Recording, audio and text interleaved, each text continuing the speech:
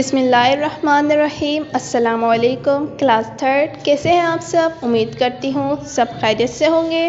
Welcome to your on line classes. I am your Urdu subject teacher مس سعدیہ۔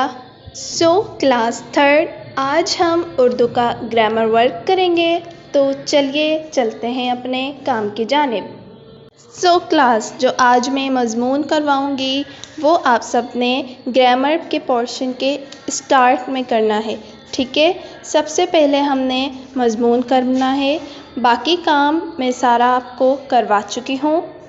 یہاں دیکھیے آپ نے اس طرح کرنا ہے، یہ جو پیج آپ کا فولڈ ہے اسے انفولڈ کرنا ہے اسٹارٹ میں، پھر یہاں مضمون کرنا ہے قائد اعظم کا، جو ہم نے ابھی کرنا ہے، ٹھیک ہے؟ اس کے بعد جو پیچھے کا پیج ہے آپ نے اسے فولڈ کر کے گرامر کا پورشن بنا دینا ہے، ٹھیک ہے؟ چلیں چلتے ہیں کام کی جانب۔ یہاں ہمارا مضمون ہے، اسی طرح آپ نے ہیڈنگ ڈالنی ہے مضمون Quaid Azam. I am reading for you. Point number 1، Pakistan کے بانی قائد اعظم کا اصل نام محمد علی جناح تھا۔ پوائنٹ نمبر 2، آپ 25 دسمبر 1876 کو کراچی میں پیدا ہوئے۔ پوائنٹ نمبر 3، آپ کے والد کا نام جناح پونجا تھا۔ پوائنٹ نمبر 4، آپ شروع سے ہی ہوشیار اور ذہین طالب علم تھے۔ پوائنٹ نمبر 5، آپ نے ابتدائی تعلیم سندھ مدرسۃ الاسلام کراچی سے حاصل کی۔ پوائنٹ نمبر 6، اور 16 سال کی عمر میں میٹرک کا امتحان پاس کیا۔ Turn your page. Point number 7، آپ اعلیٰ تعلیم حاصل کرنے کے لیے انگلستان چلے گئے۔ پوائنٹ نمبر 8، وہاں سے آپ نے وکالت کا امتحان پاس کیا اور مشہور قابل وکیل کہلائے۔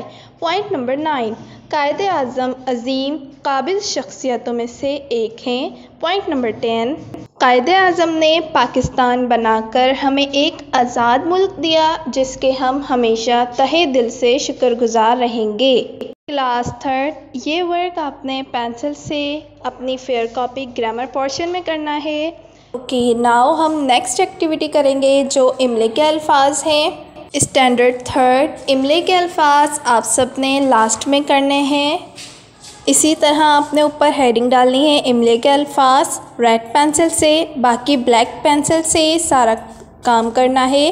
نمبر 1 قانون، نمبر 2 احترام، نمبر 3 سرخ، نمبر 4 گاڑی، نمبر 5 فرض، نمبر 6 زیبرا، نمبر 7 شہری، نمبر 8 ٹریفک، نمبر 9 بد کلام، نمبر 10 سرکس، نمبر 11 رنگین، نمبر 12 سجایا، نمبر 13 خوبصورت، نمبر 14 ٹیلی ویژن، نمبر 15 روشنی۔